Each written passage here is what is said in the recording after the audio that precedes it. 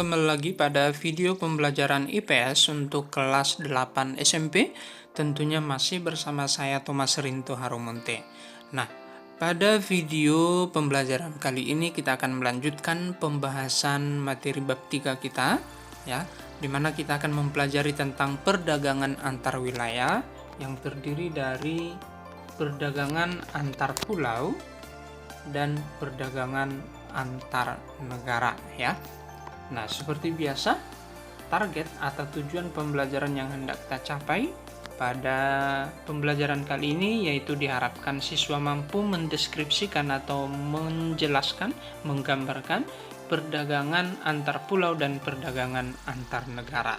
Jadi sekali lagi, dengan mempelajari materi pada video ini, diharapkan kalian mampu menjelaskan tentang konsep dari perdagangan antar pulau dan perdagangan antar negara.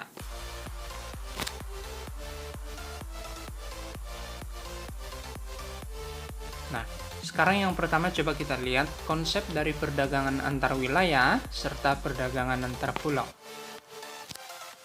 Dikatakan perdagangan atau perniagaan sebagai istilah lainnya bisa kita artikan sebagai kegiatan tukar-menukar barang ataupun tukar-menukar jasa berdasarkan kesepakatan bersama tanpa ada unsur paksaan, ya.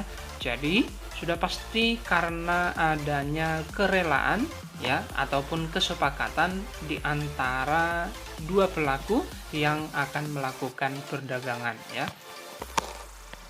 Lalu dikatakan perdagangan antar wilayah berarti kegiatan jual beli barang atau jasa antara suatu wilayah dengan wilayah lainnya. Nah, wilayah yang dimaksud bisa berupa suatu desa, bisa berupa suatu kota, suatu kabupaten, suatu provinsi, suatu negara, ya, suatu pulau, termasuk juga daerah-daerah lainnya. Nah, sedangkan perdagangan antar pulau berarti kegiatan jual dan beli barang ataupun jasa antara penduduk di suatu pulau dengan penduduk di pulau lainnya.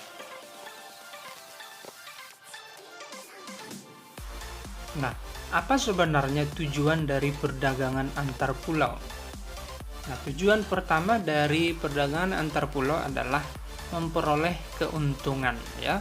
Nah, artinya bahwa setiap pulau akan mendapatkan keuntungan melalui barang yang dijual ke pulau lainnya. Lalu tujuan kedua dari perdagangan antar pulau yaitu memperluas jangkauan pasar hingga ke pulau lainnya. Jadi memang tempat penjualan barang yang dimiliki tidak hanya di daerah sendiri, tidak hanya di pulau sendiri, melainkan sudah meluas ke pulau lainnya. Nah, inilah menjadi tujuan lain dari perdagangan antar pulau.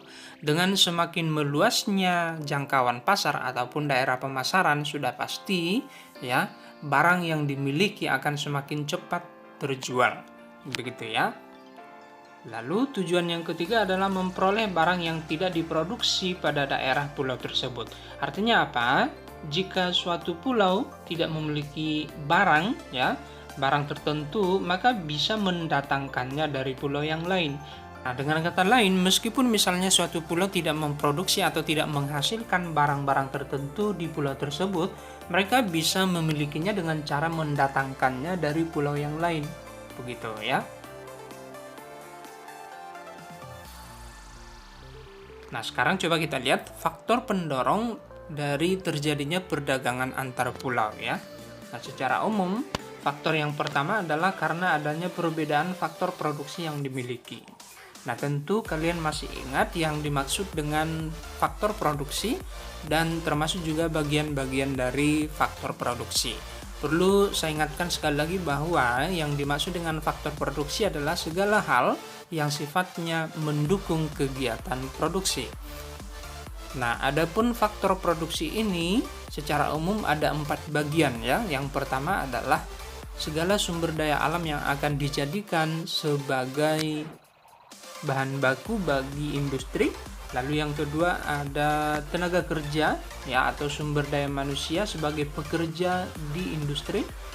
Kemudian bagian yang ketiga adalah modal, ya, sumber daya modal, modal yang digunakan oleh pengusaha, begitu ya. Lalu bagian yang keempat dari faktor produksi adalah kewirausahaan ataupun entrepreneurship, ya. Manajemen ataupun termasuk juga strategi dalam melakukan produksi ataupun kegiatan produksi tersebut. Nah, ketika faktor-faktor produksi yang dimiliki oleh setiap pulau tidak sama, maka inilah yang kemudian bisa memungkinkan untuk dilakukannya perdagangan, begitu ya. Nah, misalnya Pulau A memiliki faktor produksi berupa hasil-hasil perkebunan, sedangkan Pulau B tidak memiliki hasil perkebunan tersebut, maka Pulau A dapat menjualnya ke Pulau B, begitu ya. Nah, faktor yang kedua adalah perbedaan tingkat harga antar daerah, ya. Nah, perlu kita ketahui bahwa sudah menjadi sifat manusia untuk memilih barang yang lebih murah daripada yang lebih mahal, begitu ya. Sehingga perbedaan harga barang itu bisa mempengaruhi terjadinya perdagangan antar pulau ataupun antar wilayah. Misalnya begini, Pulau A misalnya memiliki hasil produksi padi yang lebih melimpah daripada di Pulau B. Kemudian harga padi tersebut di Pulau A lebih murah daripada di Pulau B. Maka Pulau B dapat membelinya dari Pulau A. Begitu ya.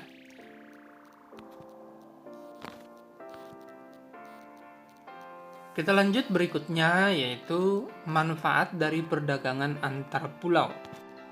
Nah, manfaat yang pertama adalah menyediakan alternatif alat pemuas kebutuhan bagi konsumen, ya.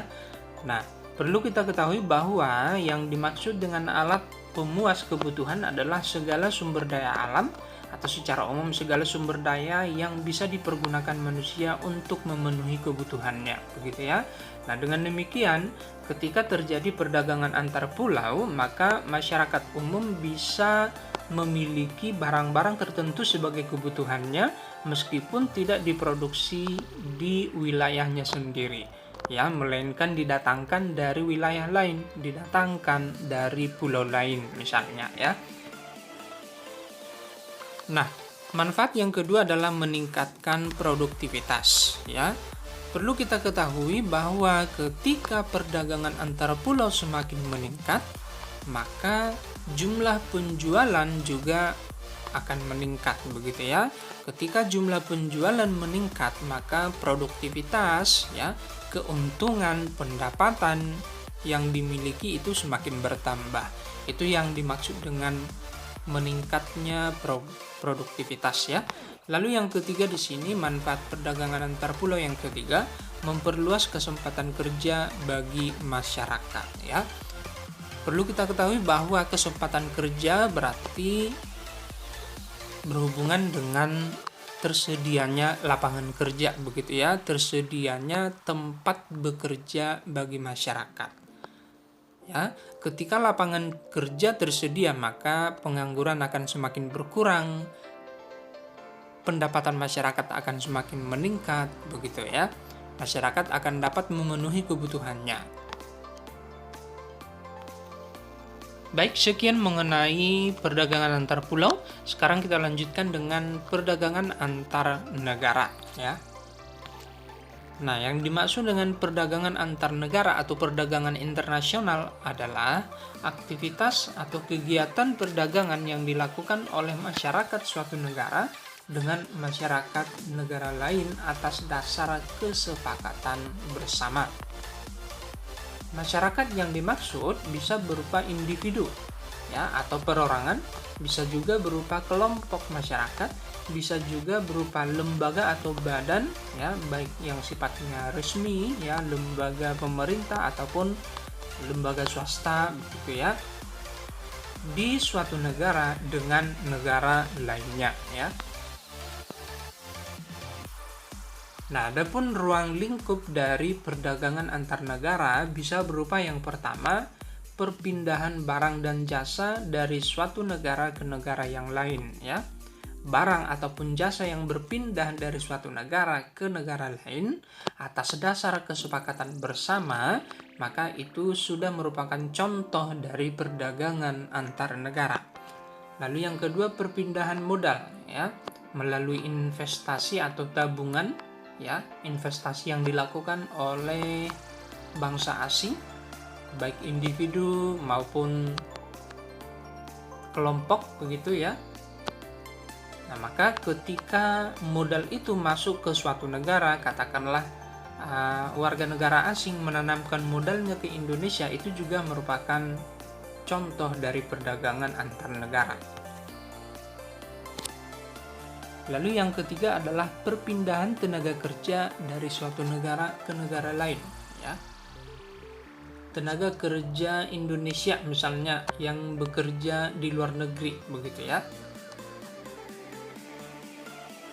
Lalu ada perpindahan teknologi dengan mendirikan pabrik-pabrik di negara lain, ya. Perluasan perusahaan, membuka cabang perusahaan di negara lain, begitu ya. Ini juga merupakan ruang lingkup dari perdagangan antar negara. Lalu yang berikutnya adalah menyampaikan informasi tentang kepastian adanya bahan baku dan pangsa pasar, ya. Jadi informasi ini penting untuk dilakukannya kegiatan ekspor dan impor barang, ya.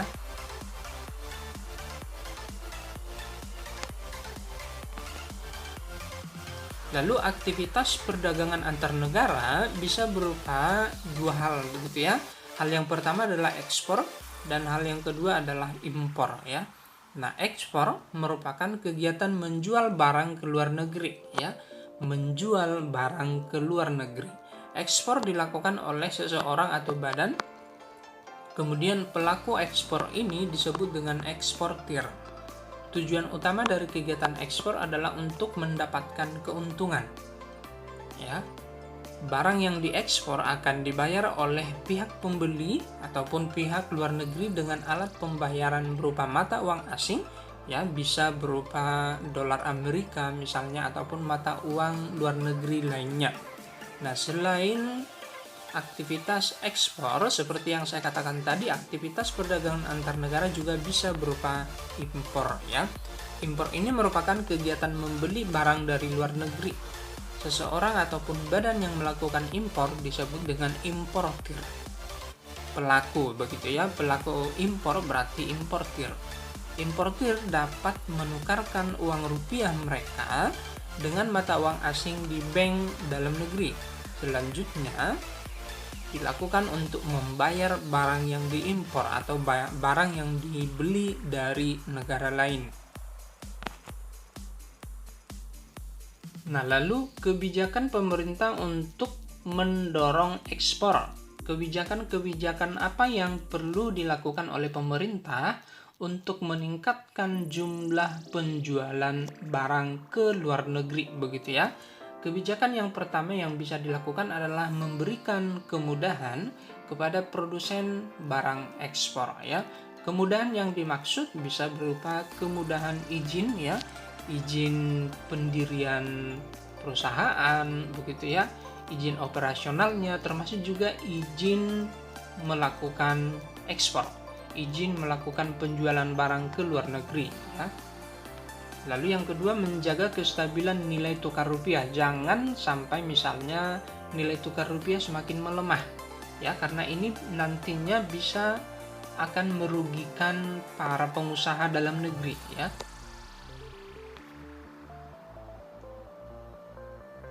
Kemudian membuat perjanjian dagang internasional dengan negara lain, begitu ya.